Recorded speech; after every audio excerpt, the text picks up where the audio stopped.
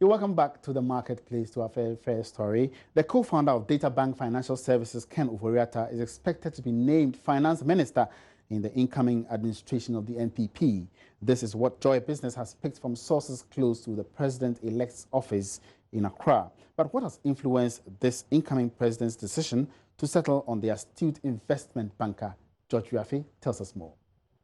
Sources say one of the major reasons why President-elect has settled on Ken Ofori-Atta is basically due to his plan to make businesses and the private sector the focus of his government as he works to stabilize the economy. Hence the decision to bring in someone who has been a player in the private sector and has a deeper understanding of the workings of the financial sector. Another thing that may have worked for Ken Ofori-Atta, according to sources, is basically about trust and someone the president can better relate to when it comes to issues of finance and the economy, and even how he managed Nanado's finances as an opposition leader and during the recent campaign period. Joy Business gathers Ken Ofori-Atta's connection with the international community, and investors also played a major role in President-elect's decision to nominate him to manage one of the most difficult and sensitive ministries of the state. Ken Ofori-Atta tells Joy Business he is prepared to hit the ground running as soon as the president formally hands the position over to him. Sources say Nana Addo Dankwa Akufo-Addo could release his first batch of ministerial appointments possibly on January 8, which will include the name of Ken Ofori-Atta as finance minister.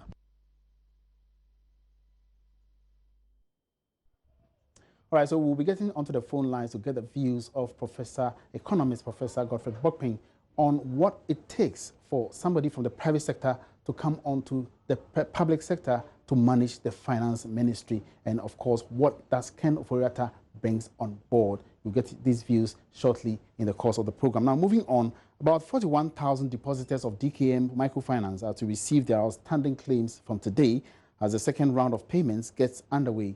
This follows the completion of manual validation of the claims by the contracted firm PwC or PricewaterhouseCoopers. The official liquidator last week released a new list of verified claims for onward payments. Jones & Son is a special aid to the official liquidator. The second one should be a very smooth one because it's in everything that you do is the first time that brings about a problem. But we've gone through all that. The second one is going to be orderly because you know that at this very date, I'm supposed to be at the Sunyani main bank, commercial bank. These are the people who are today. So we have our men on the ground then. If you go and verify your name, you go out to another second person, the authorizer, who will give you the authority, who is going to authorize you, okay, go for the next step. Then you go inside there, then your money will be given to you.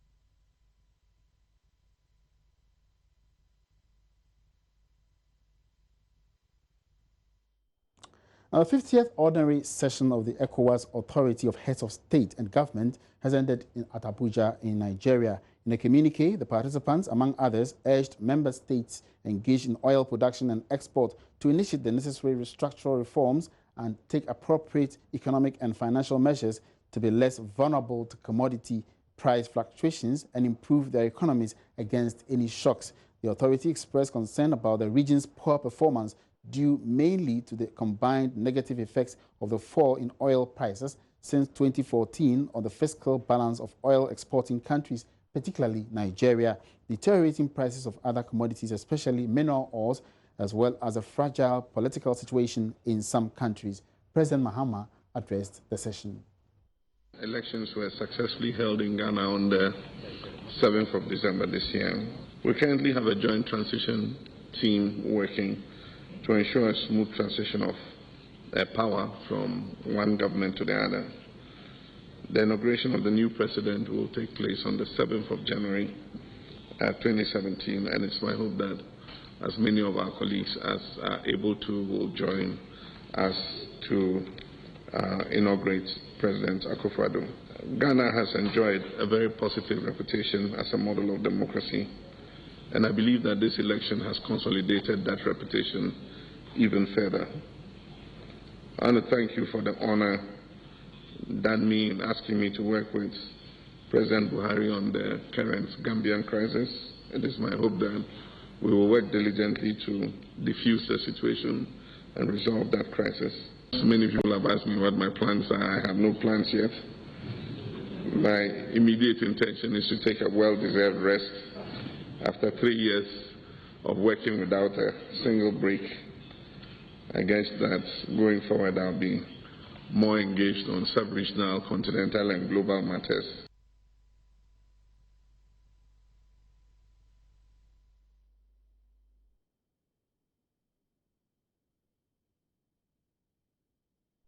All right, so on the marketplace now, Executive Director of KITE, Ishmael Jokumehin, shares some concerns by the ECOWAS authority about the region's poor performance due mainly to the combined negative effects of the fall in oil prices since 2014 on the fiscal balance of oil exporting countries.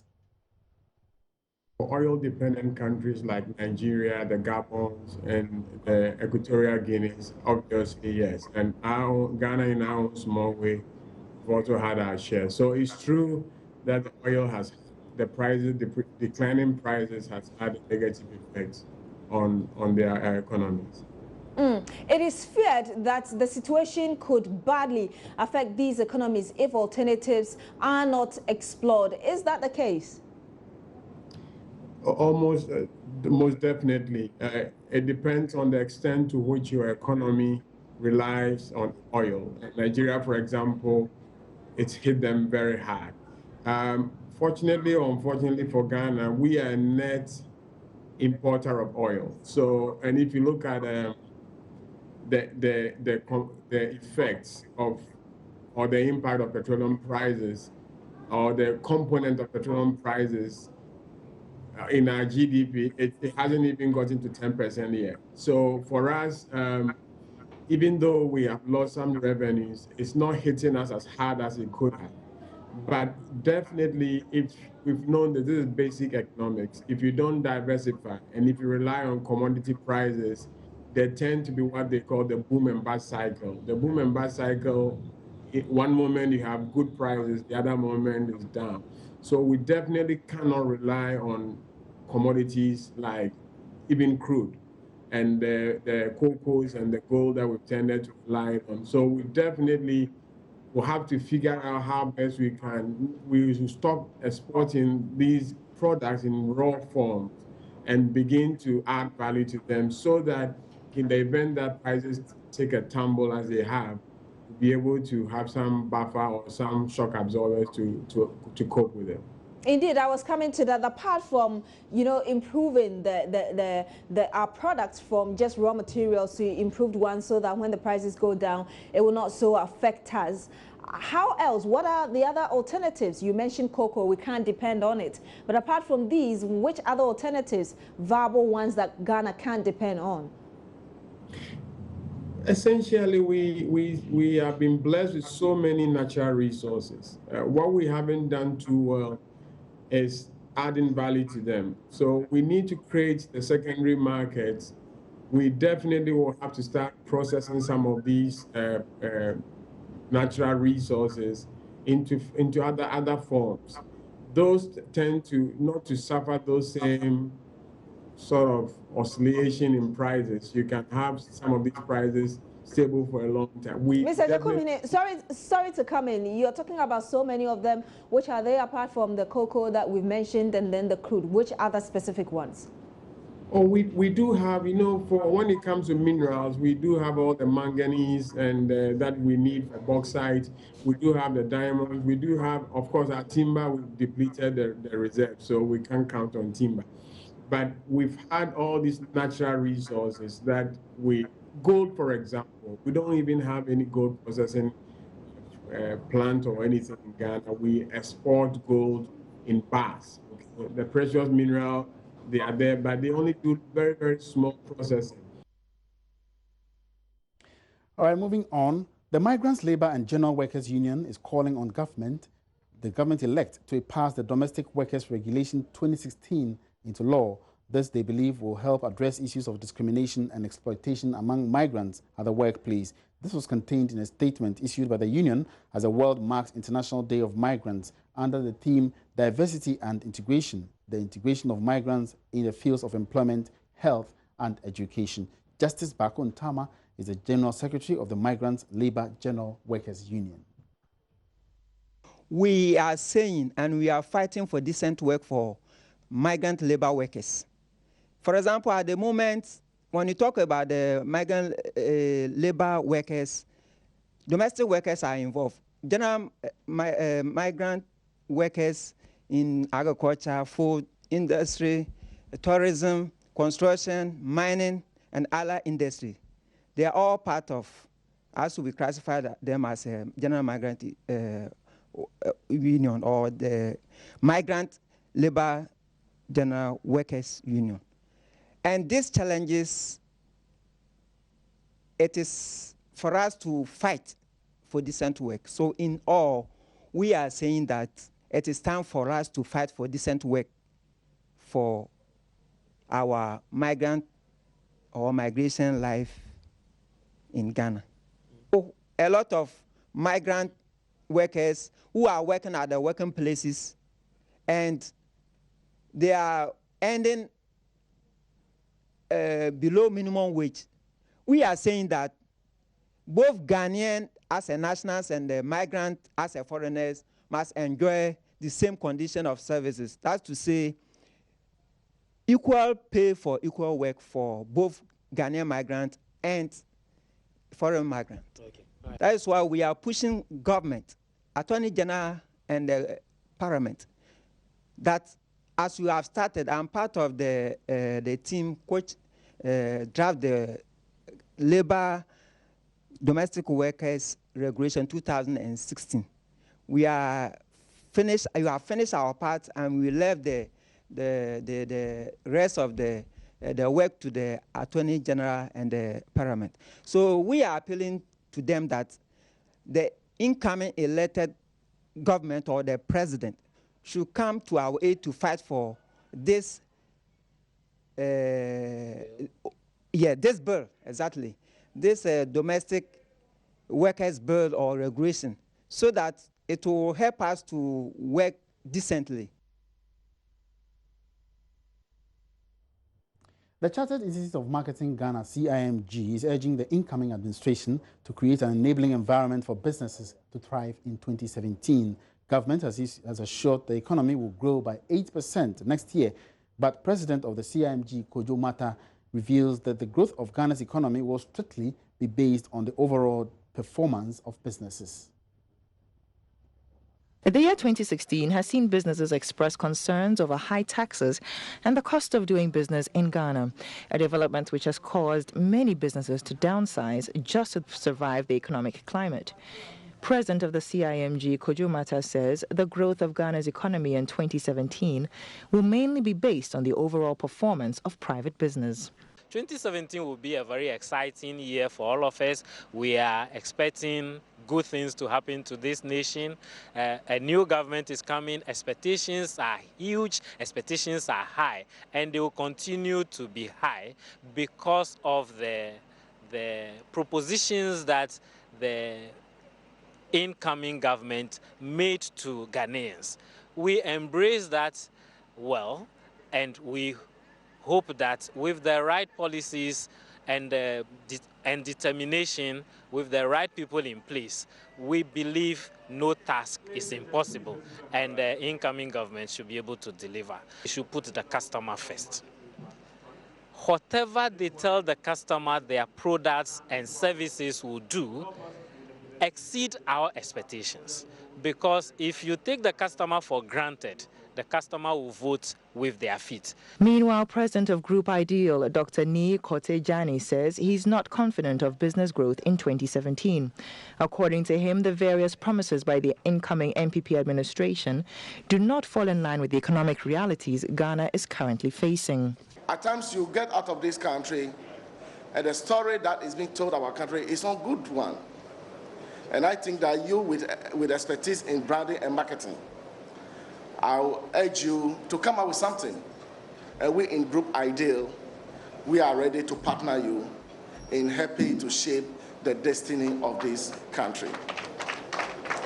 The incoming NPP has assured the private sector of an improved economy ahead of 2017, promising a cut in import taxes and also lending rates. Let's now get back to our earlier story where the co-founder of Data Bank Financial Services, Ken Ofori-Atta, is expected to be named finance minister by the incoming administration. And we have on the line Dr. Eric Osei Esibe. He's an economist, to tell us about the views of this particular appointment should it happen in due course. Good afternoon and welcome to the Marketplace, Doc. Good afternoon. Now, an astute banker from the private sector coming in to manage the finance ministry, a public sector development, what does it mean to you? Well, I think it means a lot because, as we all know, Ken is an astute financier. He's an expert in debt and equity finance, and over the years, from 1990 to about 2012, he has been the chairman, the executive chairman of Data Bank, and also served as debt and equity finance expert for many international financial institutions. So he brings a lot, particularly when it comes to private sector finance. And if you look at the character of MPP, they believe in the finance, the private sector serving as the engine of growth. And the fact that the president-elect has promised to actually bring industries to each of the districts or the constituencies in the country will mean that you need somebody with a very good understanding of the financing of the micro and small-scale enterprise and to be able to spearhead that vision. And so I think it's a good thing.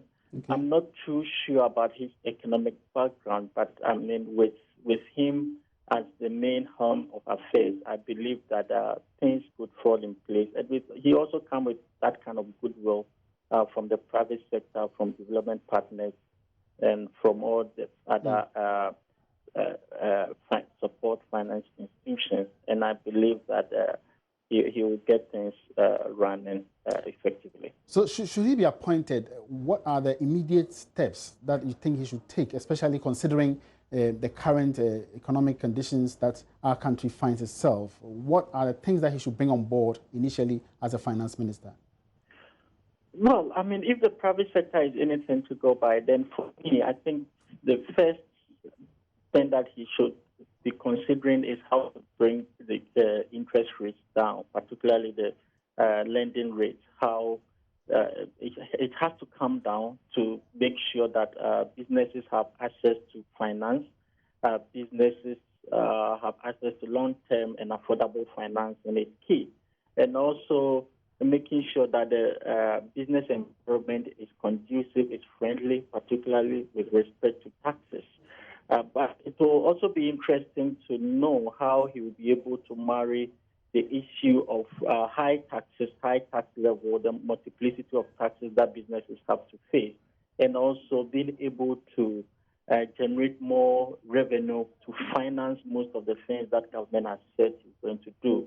That will be a test case for him because that will be very interesting, and also how he will be able to negotiate with the IMF, as most of these taxes have been or is coming from the IMF program, how he'll be able to negotiate with them to relax some of the conditionalities within the ECF program will also be interesting. But I think he's able, he's capable of doing that if he gets the right kind of support from other members of the MPP.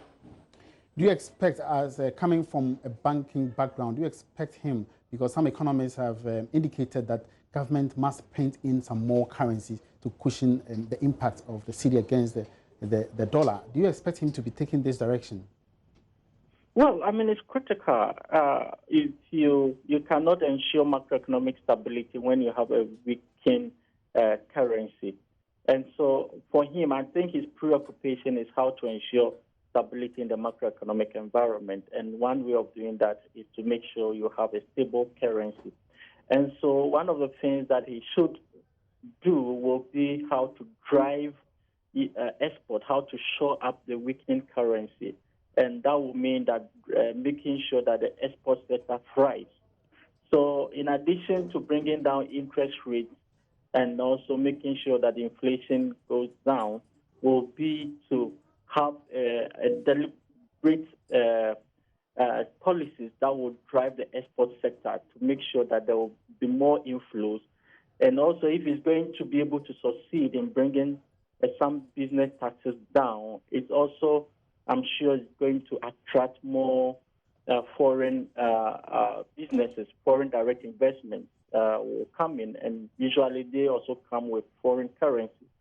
So if he's able to make the business environment friendly, taxes coming down, macroeconomic environment be stable, then of course the city will also stabilize because of the inflows that are expected to come in, and also the goodwill that he will come in with, which can also trigger much more support from development partners. I think that is also critical because once a new government comes in like this, it's often enjoy some kind of goodwill, confidence, and other, trust from the international partners, and that could also be on the side of the government, the incoming government.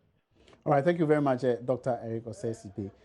Dr. Eric Osei-Sibe, an economist, sharing his thoughts and his views on the appointment of Ken Ofori-Atta, an astute investment banker, as the finance minister soon by the incoming administration. And that will be it for this afternoon's edition of The Marketplace. Thank you very much for watching. My name is Emmanuel Abuaji Riafi. Join me again, same time tomorrow for another edition. Good afternoon.